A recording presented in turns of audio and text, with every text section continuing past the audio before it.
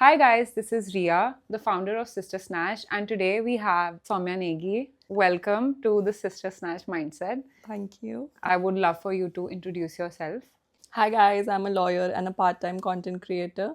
How do you feel coming up in front of the camera like this? I'm pretty much excited about it. So, today I brought her on the podcast just for us to have a really fun conversation regarding topics that we have always been discussing about in our personal lives and in our personal space. Want to know, like, your opinion. How important is it for women to actually voice their opinion? I just feel like it's more important for like your mental and emotional health at this point. Yeah. Like day to day frustrations are like so much. Like in our households, I genuinely feel that we were like really allowed to speak a lot, like hold our opinions, and a lot of emphasis was also provided to that. And a lot of people like they don't realize that their previous experiences Can shape their yeah personalities yeah in such like little ways. because of the fear of judgment by the society, family members sometimes. Yeah. So I think it's like really important that way for women, just for their own mental and emotional health, just to voice whatever they feel like. Today, we have multiple things to talk about, and everything circles to the problems women have.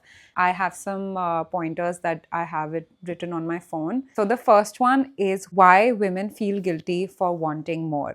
I've really felt guilty for being ambitious. There have been times in my life where I not only was made to feel guilty, but I myself also like kind of just felt guilty for being ambitious, for working. It has really kind of affected me and my personality in so many ways. I do feel that having an ambition is something so important. Just feeling guilty about having to work for myself. Which is kind of a very shallow mindset. When Yeah. like growing up, we've always been ambitious, both of us. Every person who wants to do something, like instinct is to, I want to be better at it or at least best at it. Yeah, you always end up feeling like, oh, if I look out for myself, then oh my Then god, I'm not taking care of this person Yeah. and your family, and you're not giving attention. So you automatically Yeah. start feeling bad that, oh my god, like, isn't that my job? That is so pressurizing, honestly. And Also, I want to talk about why society celebrates men ambition but calls women too much. the societal pressure has been divided in a certain way, like the patriarchal mindset, that I feel like both of them kind of suffer. Yeah. And I also feel like it's not really like anybody's fault, but Yeah. I think it's such a responsibility for your own self to kind of know who you are as a person. Yeah. Like in today's generation where you have so much 24/7 accessibility to internet, where you have social media, I do feel like it's your own responsibility to also kind of know yourself, know what's too much and know what's not too much. For a woman, that okay, this is what I want and this is what I don't want. I would not like to pass the fact that women are being called too much for just wanting ambition, and that's honestly just sad. I would love to add the fact that wanting more does not make you selfish. No. It only makes you self-aware. Are there any things we're not apologizing for? I'll start. I think first is work. I don't want to be guilty for being happy. I don't want to be guilty for voicing my opinion. I don't want to be guilty for literally just speaking my heart out. And I don't want to feel guilty for just doing me. What would it be for you? Be guilty for just being myself. Yeah. Moving on to the next. The first topic was why we feel guilty for wanting more. The second is the soft girl hustle, balancing femininity and power. First, let me explain what the soft girl hustle is. Basically, working towards your ambition but without burnout. She is that person who feels burnt out literally every single second that she breathes. Okay, but for you, what exactly is soft girl hustle in your terms? Or how would you think this hustle would actually help? I don't think so. I would be able to understand it that much, but I can genuinely, speak about how it can actually help you, because I'm not getting to experience it right now. With soft girl hustle, what I can add on here is that you need to kind of balance. Firstly, soft girl hustle is actually being in your own feminine and being in your own balanced state, just so that you can see a situation very clearly. And when you are kind of in tune with your thoughts and everything that's going inside of you, I do feel like you make better decisions and you can kind of balance the feminine and the masculine. And that's what I feel like balance that equation, so that when you kind of know that this situation needs the feminine side of me and this is a situation that needs the masculine in me, that does make a lot of difference. Why? Because you can plan better, you can execute better, you can see the vision clearly, you can actually feel less tensed. Yeah, I feel I agree with this. But I also want to talk about, why do women not feel that balance, and why does that happen, and how can you just help yourself go onto that process of adapting the soft girl hustle? I just feel like I think everyone had their own certain set of expectations. Oh, like you need to show up here, or So you you need mean to. expectations, having Yeah, expectations, and also I do feel entertaining expectations, and also yeah. surrounding yourself with people who have too many expectations. I feel it's human tendency to expect that way, but then you need to be, bigger than that. It comes to parents. Like they always have this set of expectations. Us as women, we feel pressure that way. So I feel like if you put yourself in the right sort of environment, it is okay to disappoint people. It is okay to not attend to people's expectations when you are struggling yourself. I would like to end that pointer on a note that calmness is a Yeah. superpower. Being calm can actually attract everything in your life. Moving on to the next topic, why women still undervalue themselves. First, we'll discuss what was the first time when you underpriced yourself and you felt like this is not something that you deserve in comparison with like a male figure. I feel I have not felt that way, when it comes to my friends or family for sure. I think there's a lot of mansplaining when you actually start to work. They can actually appear very condescending. Like when you're doing something, they're like, oh, nahi, ye aise hota hai. Yeah. So the third topic is sisterhood in business, support or silent competition.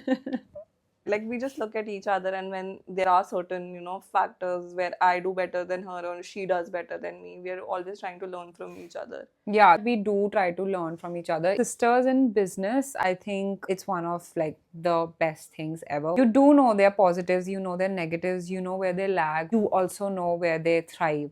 I mean, it's a learning, it's a lot of support, and it's also silent competition, but in a very healthy way. Why do you think there are women out there who actually compete with each other? Competition in general is not a bad term. I feel like everyone should compete. Competition gives you a drive. Like it's healthy in a certain way. It starts to become unhealthy when it's coming from a place of lack. Competition, again, like it's of two types. If you're a person who's very secure in your own self, Yeah. and if you're a positive person and you see things in a good light, no matter what, you will always end up like kind of helping. Unhealthy competition comes when there are these feelings of envy, lack, insecurity about why is the other person doing so well, Yeah. and just sitting and trying to understand why you are having these feelings of negative emotions, why are you feeling this, also can help you bring clarity as to there are some kind of unmet needs Yeah. inside your own heart. Those kind of women are the women like who genuinely work on themselves. So that's not a bad thing to be in a negative space, but like just pulling yourself out of it. Fourth one is the pressure of having it all. Talking about perfection, I really want to talk about Instagram perfection. Why does everyone feel that we have to be in a certain way, look a certain way? You have these unrealistic standards for your own selves, which is more like a trap for your own self to be in. And all of this just converts to like another level of pressure. With so much social media around us, you always end up comparing yourself. We're exposed to social media so much in that way. You don't even realize that in your normal life only there are so many attributes that you start seeing it in a very different light. Social media creates a very added pressure that way. One thing I would like to add is that when I talk about pressure coming from social media, I have met so many people in my life, like especially with the profession that I have. Yeah. One thing is common in everybody. Everybody has the pressure of making it all look perfect. Everybody has pressure of finances. That is one trap that the internet has given us. But with all the given information, it's also like, again, it's really our choice, like what kind of information we feed with. So basically, yes, there is a lot of pressure when it comes to social media, and social media is something that just looks good. That's it. There is nothing, there's no depth beyond it unless it's information. The pressure of looking perfect, I think it starts with you. Fifth point is the art of saying no without feeling like a bitch. I used to really struggle telling people no when it came to my profession, or be it like, personal boundaries, whatever it is. She does not know how to say no. I've also seen women overcommit just because they don't want to say no. And it comes from a place of maybe you might hurt the other person. And I do feel like that happens more with women because we are Yeah. more emotional, and that could go wrong in so many ways. And moving on to the last point six, how to stay confident when no one believes in you. Learn how to say no. Just voice out your opinions. Be calm. Being aware is such a superpower. Reason behind the confidence is just being comfortable with yourself. Don't listen to anyone, just don't look at anyone, don't be bothered about what the other person is doing or not doing. Just focus on yourself, focus on your growth. I want to talk about the validation addiction also. Like, there are so many people who actually go through this thing that you need validation from another person to feel a certain way, and why you yourself can't provide that to your own self. Personally speaking, I have been someone who always wanted outer validation, especially from men, from my romantic relationships. I always wanted the man to kind of make me feel love. And you realize that it is all within you. I'm not someone who genuinely seeks validation from others. I only seek validation from my parents. What are the tools that you use to self validate? I would say that whenever I'm like low, I think I have a very high self-love quotient. So I just throw myself into things I like. Doing my skincare, playing with my dog, spending time with my friends, family. Yeah. I love art. I love painting that Yeah. way, journaling. So all of these things like really help me get through that phase whenever I'm low, and like I just feel better after that. For me, I think it's major part of my healing process has been meditation, working out. It's basically like my medicine for feeling good. I process my anger with working out. I process my emotions with meditation. I do try journaling. I love spending time with my friends. I love spending Yeah. time with my family. All of these things can actually really help you become and regulate your emotions. So yeah, like, eventually you kind of be confident just by doing things for yourself. All you need is you, and that's it. So guys, yeah, that's about it, and it was a wonderful conversation with Soumya, and we absolutely loved having you here. And I would love to know, like, how was this for you? Honestly, it was like exciting. Like we have been wanting to do this for the longest time. Yeah. Finally, we did, and I'm like really happy about it. It came very naturally to us. All right, guys, thank you so much for tuning into Sister Snatch Mindset. And I would love to know what you guys think of the episode. Let me know if you want me to dive deep into one of the topics that we just talked about. I would absolutely love to know your thoughts on any of the topics. And you could also give your suggestions on any of the topics that you want me to talk about in the future episodes. Thank you so much for joining in, and I'll see you later.